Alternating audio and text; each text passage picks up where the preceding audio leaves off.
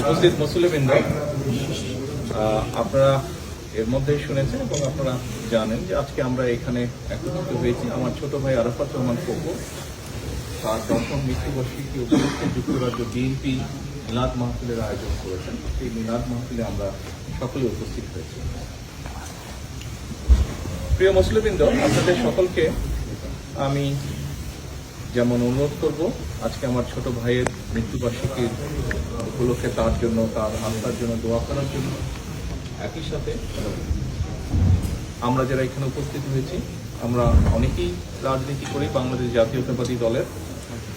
এর বাইরেও মুসলিমবৃন্দ উপস্থিত আছেন যারা দেশনেত্রী খালেদা জিয়াকে একজন নেত্রী হিসাবে পছন্দ করে।